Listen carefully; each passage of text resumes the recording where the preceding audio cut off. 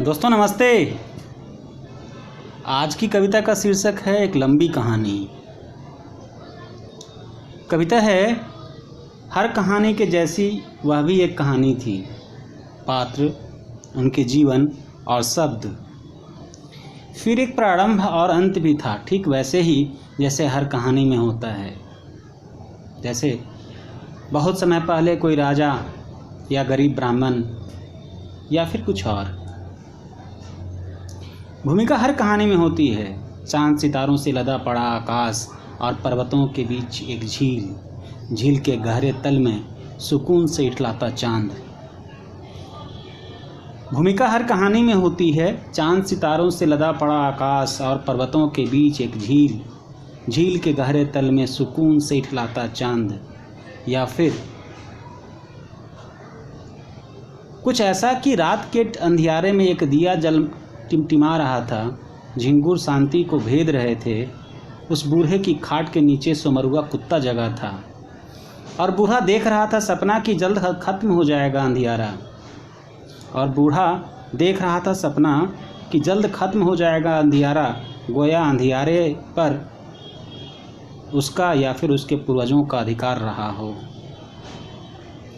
बाज़ दफ़ा मिस्र के पिरामिडों से भी शुरुआत हो सकती है, या फिर हड़प्पा के अवशेषों को कटघरे में बुलाकर सवाल पूछे जा सकते हैं। ग्रीस और सुमेर के इतिहास में भी छिपी होती है कहानी की भूमिका। और कई बार तो खेत की मेड़ पर बैठी हुई, हाथ में हंसिया और सीने में अंगार लिए। उस कहानी का जन्म भी वैसे ही हुआ जैसा अन्य कहानियों का होता है या फिर किया जाता रहा है। मसलन कहानीकार की आंखों के सामने कुछ पात्र वक्त की सजाई महफिल में नृत्य करते दिखे, या फिर खेतों में काम करती मजदूर औरतें। फिर कहानीकार को दिख गईं औरतों का बलात्कार करती आँखें, और फिर कहानीकार को दिख गईं औरतों का बलात्कार करती आँखें, और फिर कहानीकार को मिल गई ऊर्जा। सजने लगा मंच, एक एक कर आने लगे कलाकार। सब अपनी बात कह रहे थे, कोई सीधी तो कोई आरे तिरछे अपने डायलॉग बोल रहा था।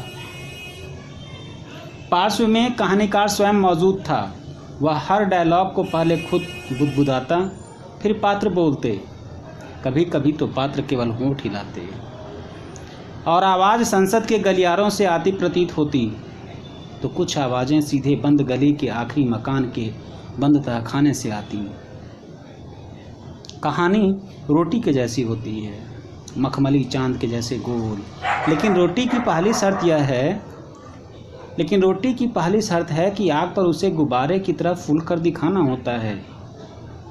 कहानीकार भी जानता है यह सच कि एक था राजा, एक थी रानी, दोनों मर गए, खत्म कहानी, केवल कहने की बातें हैं। कहानी को अपनी परिधि का विस्तार खुद करना पड़ता है, नापनी पड़ती है कल्पना से हकीकत तक की दूरी। कोई कहानीकार या खुद से नहीं कर सकता। उस कहानी का भी यही हाल था। कहानीकार पेशो पेश में था, कलम की स्याही सूखती जा रही थी, सफ़ेद पन्नों का स्टॉक खत्म हो रहा था। उधर कहानीकार के पेट में तांडव मचा रहे थे पात्र। कहानीकार चाहता तो पी लेता नमक और आटे का घोल। रही बात रोशनाई की, तो क्या होता अगर रोशनाई की जगह उसके अक्षर सोनित के होते, गोल गोल और खूब टहक्का लाल। कहानी प्रकाशित हो चुकी है, अखबारों में लेख छपे हैं, कई नामचीनों ने टिप्पणियां की हैं। संसद में भी कहानी का पाठ हो रहा है, सदस्य मेजें थपथपा रहे हैं। पूरा देश उस कहानी से खुश है और कहानी स्वयं। बहुत बहुत शुक्रिया दोस्तों, धन्यवाद।